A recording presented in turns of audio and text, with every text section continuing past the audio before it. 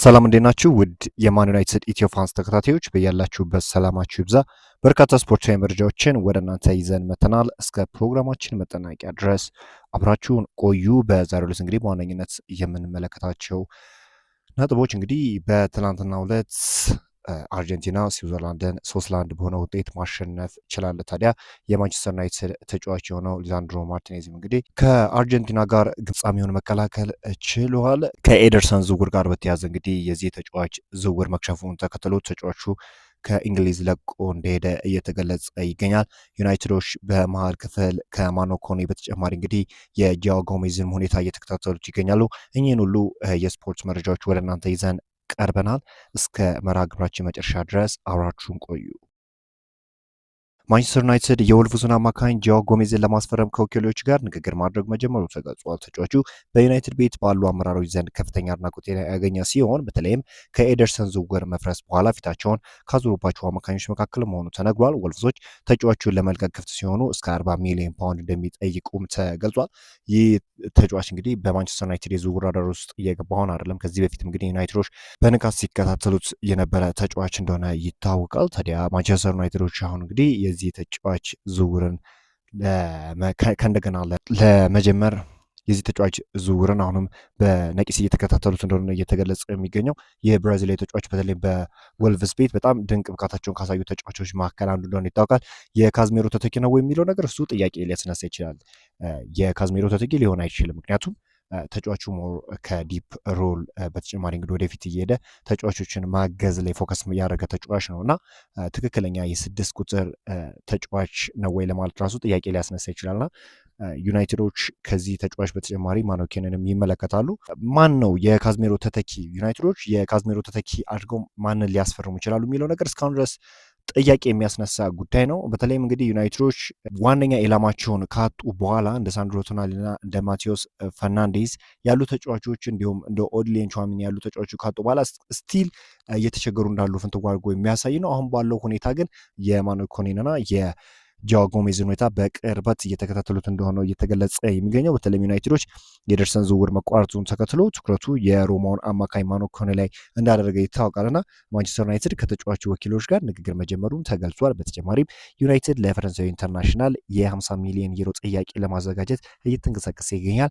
በማንቸስተር ዩናይትድ አመራሮች ዘንድ የ25 ዓመቱ አማካኝ ለእንግሊዝ ፕሪሚየር ሊግ እጅግ ተስማሚ ተጫዋች እንደሆነ ታምኖበታል። ሮማ ለተጫዋቹ ዝውውር ከ50 ሚሊዮን ዩሮ በታች እንደማይቀበሉም ሲነገር ኮኔ በአሁኑ ሰዓት ሙሉ ትኩረቱን በዓለም ዋንጫው ላይ ማድረጉም ተገልጿልና ተጫዋቹ በፈረንሳይ ብሔራዊ ቡድን እያሳየ ያለው ነገር አጠቃላይ በራስ መተማመኑ በጣም ላቅ ያለ ተጫዋች እንደሆነ ማየት ችለናል። ከዛ ባሻገር እንግዲህ ወደፊት እየሄደ የፊት መስመር ተጫዋቾችንም የሚያግዝበት መንገድ እንግዲህ ከአንድ አማካኝ ተጫዋች የሚጠበቁ ሁሉ ነገሮችን ወይም መስፈርቶችን ማሟላት የቻለ የመሀል ክፍል ተጫዋች እንደሆነ ይታወቃልና ዩናይትዶችም በዚህ ተጫዋች ዙሪያ ጠንከር ያሉ ስራዎችን እየሰሩ ይገኛሉ። በተለይ የኤደርሰን ዝውውር መክሸፍ ነው እንግዲህ አማራጮችን እንዲመለከቱ እያደረጋቸው የሚገኘው። ጂያኦ ጎሜዝ እና ማኖ ኮኔ ደግሞ በዋነኝነት ይጠቀሳሉ።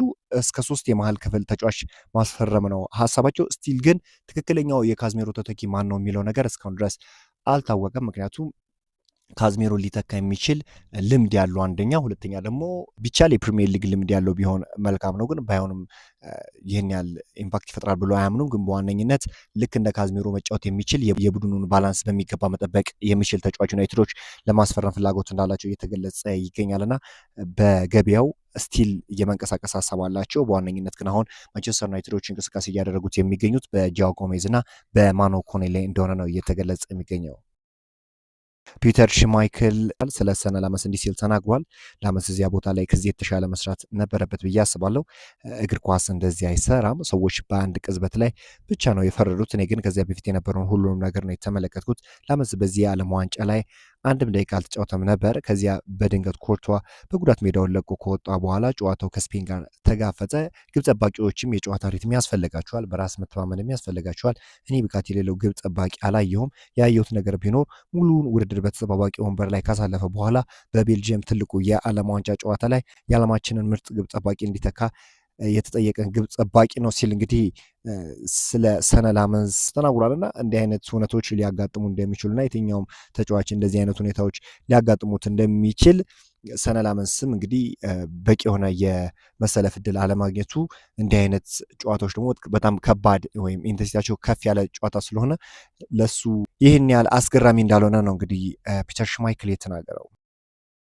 ብራዚላዊው የማንቸስተር ዩናይትድ ተጫዋች ማቲያስ ኩኛ ከብሔራዊ ቡድን ጋር በተያያዘ እንዲህ ሲል መልእክት አስተላልፏል። ለሀገሬ በዓለም ዋንጫ መጫወት የህይወት ህልሜ ነው። ቤተሰቦቼም ለዚህ ይኖረዋል። እኔም ይህንን ህልም እንድኖር እግዚአብሔርን እየለመንኩ ነው። ሌሊቶችን በጉልበቴ አሳልፍ ያለው አሁን ላይ በጣም የሚያበሳጭና ከባድ ነው። ነገር ግን እኛ እንደ ህዝብ ሁሌም እንዳደረግነው ሁሉ ሁሉንም ነገር በእርግጠኝነት እንሻገራለን እና የበለጠ ጠንካራ ሆነን እንመለሳለን ብለዋል። ለእኔ ይህንን መለያ ከመልበስ የበለጠ አስፈላጊ ወይም የከበረ ነገር የለም። አሁን እየሆነ ያለውን ሁሉ ማለፍ እጅግ ከባድና የሚያምነው ነገር ግን በዓለም ዋንጫ ለሀገር የታገልኩባቸው ቀናት የህይወቴ እጅግ በጣም ልዩ ቀናት ሆነው ለዘላለም ይኖራሉ ብሏል። ፍርሃት በማይኖርበት ቦታ መላው ዓለም በፊት ይቆማል እና ዋንጫውን እንደገና ለማሸነፍ ሁሉንም ነገር እናደርጋለን ሲል ብራዚላዊ ተጫዋች ማቲያስ ኩኛ ተናግሯል። በዓለም ዋንጫው እንግዲህ ጥሩ የሚባል የጎል ኮንትሪቢሽን ያለው ተጫዋች እንደሆነ 3 ጎሎችንም እንዳስቆጠረ ሁላችንም እናውቃለን እና በየጨዋታዎቹ ጥሩ የሚባል እንቅስቃሴን ማስመዝገብ የሚችል ድንቅ ብቃት ያለው ተጫዋች ነውና በዓለም ዋንጫ እንግዲህ ብራዚል ከዓለም ዋንጫው በመሰናበቷ መጥፎ ስሜት እንደተሰማው ተናግሯል።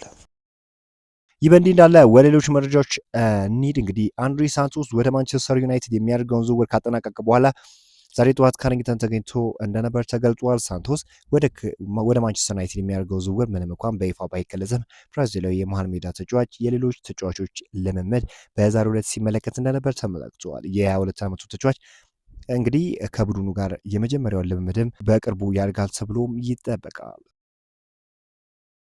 ሌላኛውን መረጃ ላደርሳችሁ እንግዲህ ከጣሊያን የሚወጡ ሪፖርቶች እንደሚያመላክቱት ከሆነ ኑስር ማዘራዊ እንግዲህ በሩበን አሞሪም እንደሚፈለግ እየተገለጸ ይገኛል። የሞሮኮ ኢንተርናሽናል እንግዲህ በተለይም እንግዲህ በፖርቹጋላዊ አሰልጣኝ ሩበን አሞሪም ፍላጎት እንዳላቸው ነው እየተገለጸ የሚገኘው። ሩበን አሞሪም በማንቸስተር ዩናይትድ በነበሩበት ጊዜ በአጠቃላይ በሚያደርጋቸው እንቅስቃሴዎች እንደተሳቡና ተጫዋቹን እንግዲህ ወደ ኤሲ ሚላን ለማምጣት ፍላጎት እንዳላቸው ነው እየተነገረ የሚገኘው። ይህን እንዴት ታዩታላችሁ? ምናልባት ሞሮኮዊ ተጫዋች ኑስር ማዘራዊ ወደ ኤሲ ሚላን የሚሄድበት እድል ሰፊ እንደሆነ እየተገለጸ ይገኛል። ታዳጊው ተስፈኛ ጄጄ ገብርኤል በቀጣዩ ውድድር ዓመት የማንቸስተር ዩናይትድ ዋና ቡድን እንደሚቀላቀል ይጠበቃል። የማንቸስተር ዩናይትድ ዋና አሰልጣኝ ማይክል ካሪክ ተጫዋቹን ወደ ዋናው ቡድን ለመቀላቀል ትክክለኛው ሰዓት አሁን እንደሆነ ያምናሉ ተብሏል። በዚህም መሰረት ጄጄ በቀጣዩ ውድድር ዓመት 77 ቁጥር መለያን በመልበስ በዋናው ቡድን እንደምንመለከተውም ተነግሯል። ወጣት ተጫዋች እንግዲህ በተለይ እንግዲህ እያሳየ ያለው እንቅስቃሴ በጣም የበርካታ የአውሮፓ ክለቦችን ቀልብ እንደሳበ ይታወቃል። ከዛም ክለቦች ውስጥ አንዱ የሆነው እንግዲህ ባርሴሎና እንደሆነ ይታወቃል። ታዲያ ይህ ተጫዋች በቀጣይ የውድድር ዓመት በዋናው ቡድን ስብስብ ውስጥ ይካተታል ተብሎ ይጠበቃል። ይህንን ነገር እንዴት አገኛችሁት? ረፋዱን የወጡ ስፖርታዊ መረጃዎች ምን ይመስላሉ? አዳዲስ መረጃዎች እንግዲህ አመሻሹን የሚወጡ ከሆነ ወደ እናንተ የምናደርሳችሁናል። እናንተ ብቻ ይህንን ቻናል ሰብስክራይብ፣ እንዲሁም ቪዲዮ ላይክ እና ሼር ማድረግ ፈጽሞ እንዳይዘነጋ። አብራችሁን ስለቆያችሁ ከልብ እናመሰግናለን።